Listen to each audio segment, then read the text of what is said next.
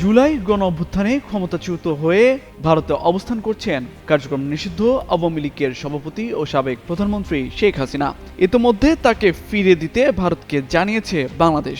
এই অবস্থায় ঢাকার রাজনৈতিক অবস্থা ও নিরাপত্তা সংক্রান্ত পরিস্থিতি দিল্লির কাছে সবচেয়ে বড় চ্যালেঞ্জ হয়ে দাঁড়িয়েছে বলে জানিয়েছে ভারতের পররাষ্ট্র মন্ত্রণালয় বিষয়ক সংসদীয় কমিটি।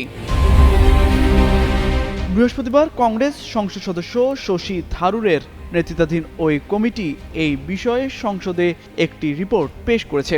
সেখানে উল্লেখ করা হয়েছে, বাংলাদেশের পরিস্থিতি ভারতের জন্য সবচেয়ে বড় কৌশলগত চ্যালেঞ্জ তৈরি করেছে। পাশাপাশি সংসদে পেশ করা ওই রিপোর্টে বলা হয়েছে, পরিস্থিতি সরাসরি বিশৃঙ্খলা ও নৈরাজ্যের দিকে হয়তো যাবে না, তবুও তা মোকাবিলার জন্য সতর্ক থাকা প্রয়োজন। প্রতিবেশী রাষ্ট্রের বিষয়ে ভারতের কৌশলগত পুনর্মূল্যায়ন করার সুপারিশও দিয়েছে শশী থারুরের নেতৃত্বাধীন ওই কমিটি।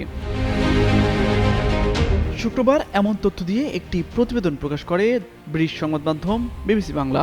সেখানে তুলে ধরা প্রতিবেদনে বলা হয়, সংসদে পেশ করা ওই প্রতিবেদনে শেখ হাসিনার সম্পর্কে উল্লেখ করা হয়েছে। জানানো হয়েছে, তার বিষয়ে ভারতের সিদ্ধান্ত মানবিক দৃষ্টিকোণ এবং দেশের ঐতিহ্য ও পরম্পরাকে মাথায় রেখেই নেওয়া হয়েছে। কমিটি নোট করেছে যে বাংলাদেশের সাবেক প্রধানমন্ত্রী শেখ হাসিনার এ দেশে অবস্থান এবং এই বিষয়ে ভারতের দৃষ্টিকোণ দেশটির মূল্যবোধ এবং মানবিক ঐতিহ্যের উপর ভিত্তি করে নেওয়া সিদ্ধান্ত।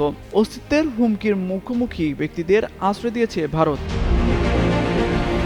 শেখ হাসিনার কর্মকাণ্ড সম্পর্কে পররাষ্ট্র সচিব বিক্রম মিস্ত্রি কমিটিকে জানিয়েছেন, বাংলাদেশের সাবেক প্রধানমন্ত্রী তার ব্যক্তিগত যোগাযোগের মাধ্যম ব্যবহার করে বিবৃতি দিচ্ছেন যার অ্যাক্সেস তার কাছে রয়েছে এবং ভারত তাকে কখনোই ভারতীয় ভূখণ্ড থেকে রাজনৈতিক কার্যকলাপ পরিচালনা করার জন্য কোনো রাজনৈতিক প্ল্যাটফর্ম বা রাজনৈতিক স্থান প্রদান করে না।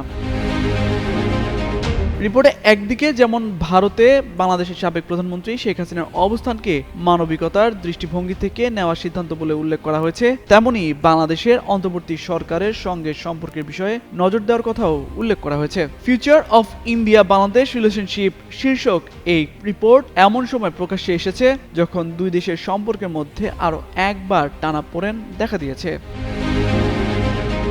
তামজিদ মির্জা, যুগান্তর নিউজ।